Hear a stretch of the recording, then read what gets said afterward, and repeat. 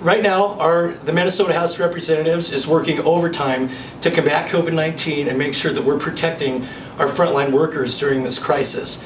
But just because we're in this pandemic doesn't mean that we need to stop working on the projects, the really important projects that we were working on before this pandemic broke out.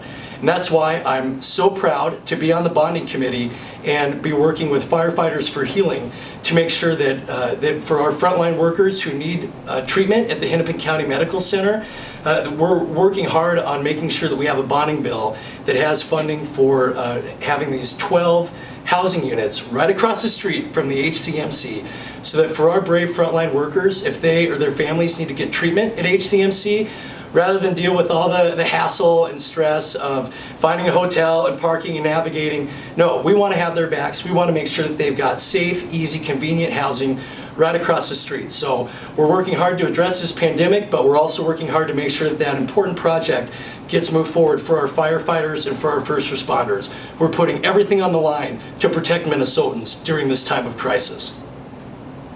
Ron, I know you've been a pioneer for the Firefighters for Healing initiative. Can you tell us a little bit more about that? You know, Brian, thank you. I appreciate that very much.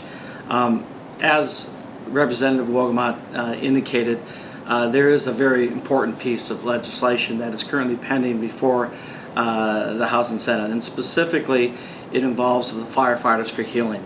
And Firefighters for Healing, while it denotes obviously work for our firefighters, it also represents any type of first responder. I'm talking police officer, I'm talking firefighter, I'm talking correctional officer, any first responder. And what this bill does, and it's an important piece of legislation, it provides for funding as part of the bonding bill, whereby they will, Firefighters for Healing, which is a nonprofit organization, is going to build a building, and it will be part of a building across the street from Hennepin County Medical Center. And it will service not just those patients from HCMC, but also patients anywhere else in the Twin City area. And the reason and the purpose for this is because we found, as part of Firefighters for Healing, that individuals who are injured, who have contracted diseases such as cancer or tuberculosis or any other type of condition that requires medical treatment, oftentimes our first responders are out of state. And when they come down to the Twin Cities for treatment, it's a very expensive proposition, and it's a very daunting proposition, particularly when you have situations where an individual may have to stay with their family for several days, weeks, and sometimes even months. So what this bill does is it assists Firefighters for Healing in constructing this new healing center that we are creating. And this healing center is going to provide for up to 12 one-bedroom apartments where any first responder who needs medical treatment from anywhere across the state of Minnesota will be able to come and stay for free. They are not expected to pay any type of taxes. They don't pay any hotel bills. We will also provide additional support as far as food and oftentimes other necessities such as clothing.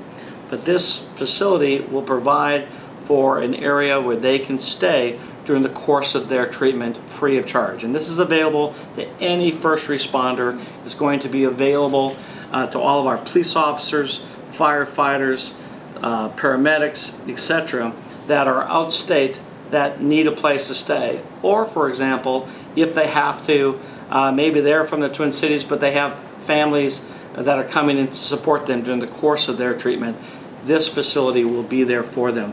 And we'd like to thank specifically Senator Champion, who is one of the sponsors of the bill, Representative Wolgamott, who, as you heard just a little earlier, spoke very kindly in support of the bill and is a proud author of this bill, as well as Representative Den. And there literally are so many others that are helping, and so I apologize if I didn't mention them, but we have broad bipartisan support for this bill. And in the not too distant future, we're going to reach out to all of our first responder families, police and fire, corrections, etc. And we're going to ask that you reach out to your individual representative and ask for their support for this very important bill. So please stay tuned, and we look forward to keeping you advised as to the progress on this bill.